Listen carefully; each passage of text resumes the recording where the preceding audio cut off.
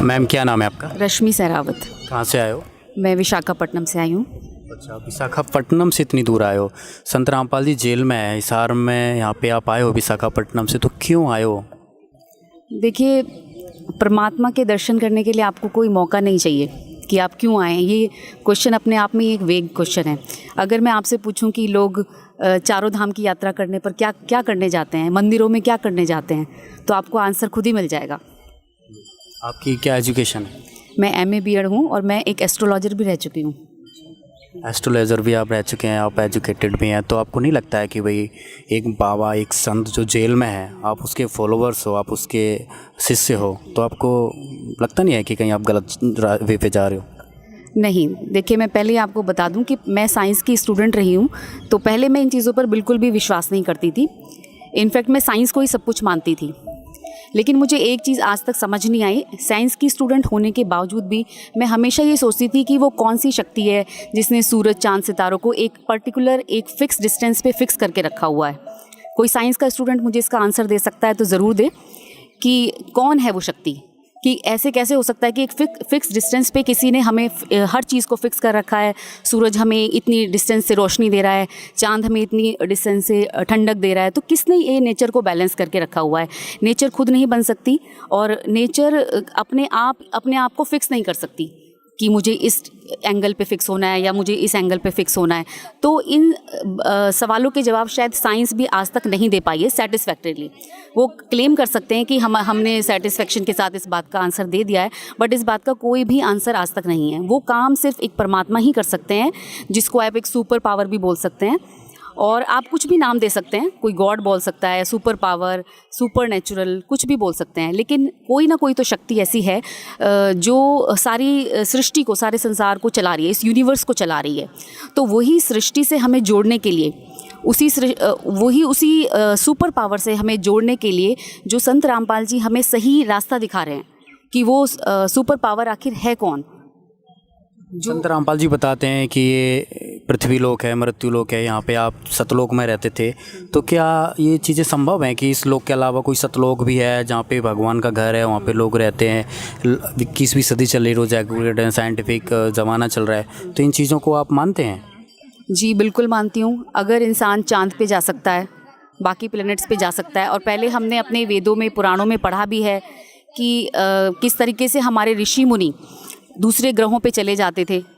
बहुत सारे ऋषियों के ऐसे एग्जाम्पल मिलते हैं कि जो बहुत सारे लोगों के ऊपर जाके वहाँ रिसर्च किया करते थे, वहाँ जाते थे और फिर वापस आते थे। तो कोई ना कोई तो उनके पास कला होगी ऐसी, या आप बोल सकते हैं आज के हिसाब से अगर आप मतलब एक एजुकेटेड पर्सन की लैंग्वेज में सुनना चाहते हैं तो आप बोल सकते हैं कि उन्होंने PhD की हुई थी इस चीज़ पर, कि वो अपनी बॉडी को छोटा बड़ा सब कुछ कर सकते थे। तो सब कुछ पॉसिबल है। आज भी तो इंसान चाँद पे जा रहा है और रिसर्च कर रहा है।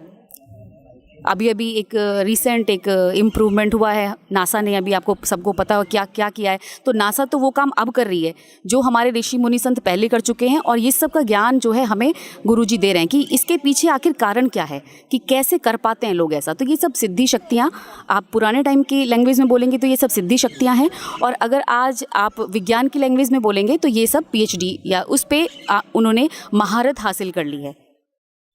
संत रामपाल जी के बारे में जो समाज सुधार का योगदान है वो क्या है?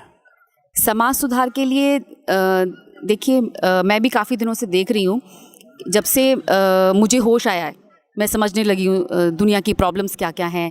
जैसे ये आपका ड्रिंक करने की वजह से कितनी लाखों फैमिलीज़ बर्बाद होती हैं, औरतें कितने दुख में जीती हैं, उनके बच्चे कितने दुख में जीते हैं एक इंसान की वजह से। तो गवर्नमेंट के इतने सारे प्रयास करने के बाद भी, गवर्नमेंट इतनी नई नई स्कीम चलाती हैं लेकिन उनका ज़ीरो रिजल्ट रहता है। इतना पैसा खर्च करती है, करोड़ों विज्ञापनों पे खर्च करती है। तो मैं ये बोलना चाहूँगी कि संत रामपाल जी तो सिर्फ एक बार आप सत्संग सुन लीजिए, उसी से ये आपकी प्रॉब्लम दूर हो जाएगी।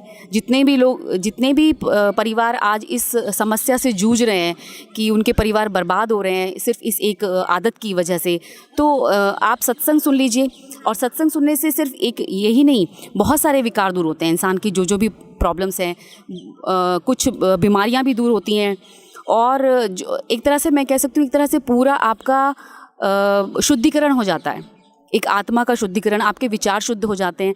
जब आपके विचार ही शुद्ध हो गए तो फिर आपको कहीं जाने की ज़रूरत ही नहीं है, प्रॉब्लम्स अपने आप ही बहुत कम हो जाएंगी, या बोल सकते हैं कि ख़त्म ही हो जाएंगी प्रॉब्लम्स। तो एक तरह से संत रामपाल जी एक समाज सुधार का काम कर रहे हैं, जो कि आज तक कोई भी नहीं कर पाया है, जिसको मैंने प्रैक्टिकली फील किया है। संत रामपाल जी जो ज्ञान है वो बहुत ही कंट्रोवर्सी ज्ञान है, तो आपको क्या लगता है कि जो संत रामपाल जी ज्ञान दे रहे हैं वो सही है? लोग ये भी तो कहते हैं कि संत रामपाल जी ज्ञान वो हिंदू विरोधी हैं, संत रामपाल जी, या मुस्लिम विरोधी हैं, तो आपको क्या लगता है? नहीं, ऐसा बिल्कुल नहीं है। ऐसा सिर्फ वही लोग बोलते हैं जो उनकी लिखी हुई किताबों को अब तक जिन्होंने नहीं छुआ है, नहीं पढ़ा है, या फिर उन्हें अपने धर्म का ही ज्ञान नहीं है। हिंदू हैं तो उन्हें अपने धर्म का बिल्कुल भी ज्ञान नहीं है। सिर्फ गीता के ऊपर वही लोग लड़ते हैं जिन्होंने गीता का आज तक एक भी पेज खोल के नहीं देखा है, उन्हें पता ही नहीं है कि गीता में लिखा क्या है। और मुस्लिम धर्म के लोगों के लिए भी मेरा यही संदेश है कि वही लोग लड़ते हैं जिन्होंने अपने धर्म को समझा नहीं है, जाना नहीं है। और संत रामपाल जी सारे धर्मों को मिलाकर एक साथ जोड़ते हैं और सभी से ज्ञान देते हैं। जब वो अपना प्रवचन, या कह सकते हैं जब वो अपना बैठते हैं, अपना प्रवचन देते हैं, तो आप देखेंगे कि वो एक टीचर की तरह होते हैं।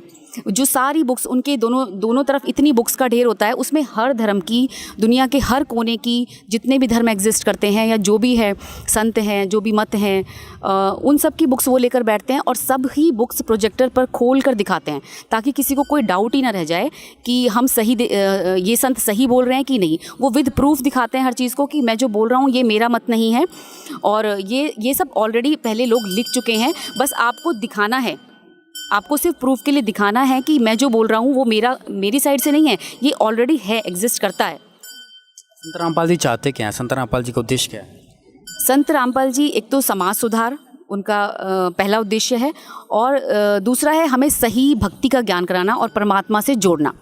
परमात्मा से जुड़ते ही इंसान की आत्मा प्योर हो जाती है और वो गलत काम की तरफ नहीं चलेगी, और जब गलत काम की तरफ वो चलेगी ही नहीं तो फिर हमें गवर्नमेंट की चलाई हुई किसी भी समाज सुधार की पॉलिसी की कोई ज़रूरत ही नहीं है। फ्री में घर बैठे ही हम अपने समाज का सुधार कर सकते हैं और एक सुखी जीवन जी सकते हैं। बहुत बहुत थैंक यू।